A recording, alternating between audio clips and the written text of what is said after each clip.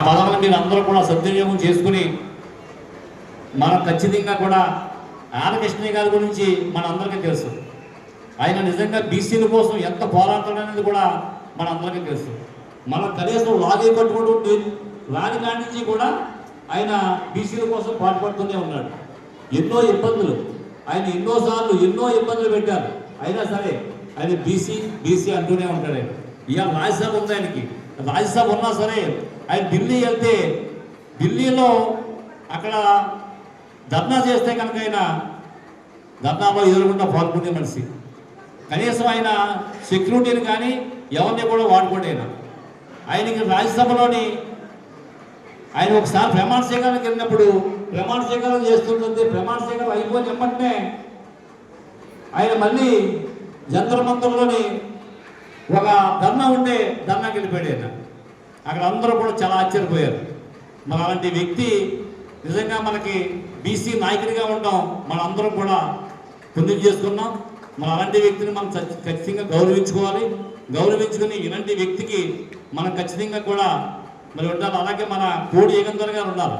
కోడి ఏగంధర్ గారికి ఈ జిల్లా రాష్ట్ర బీసీ సంక్షేమ సంఘం అధ్యక్షులు ఇచ్చారు. ఆయనకి ఇచ్చినప్పుడు మరి నిజంగా ఆయన వద్దని అన్నారు. ముందు మరి ఎలా అన్నా నాకు తెలియదు, కానీ చేసిన తర్వాత మాత్రం ఆయన బీసీలు అంటే ఏంటనేది ఒకసారి దేవాలయాన్ని ఏఎంసీలో చాలా కొద్ది ఇంచుమించు ఒక 20-25 లక్షలు పెట్టి బీసీలందరినీ కూడా ఒక స్టేజ్ మీద తీసుకొచ్చారు.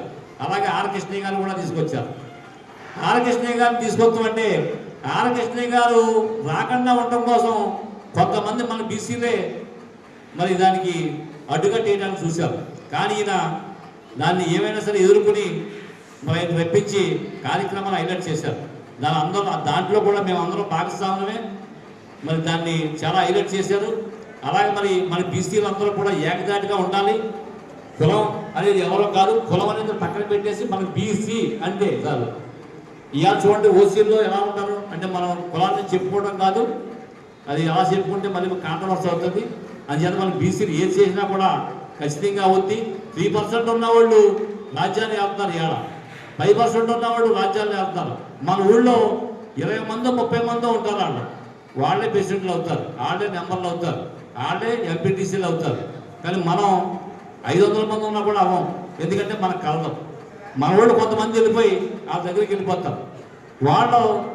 వాళ్ళతోటి టైప్ అంటే మనోడు ఎడగొట్టేస్తారు.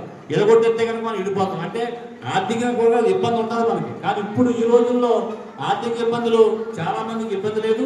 ఎందుకంటే ప్రతి ఒక్కరు కూడా కష్టపడి పని చేసుకుంటే రోజుకి 800 నుంచి 600 రూపాయలు సంపాదించే పరిస్థితి ఉంది.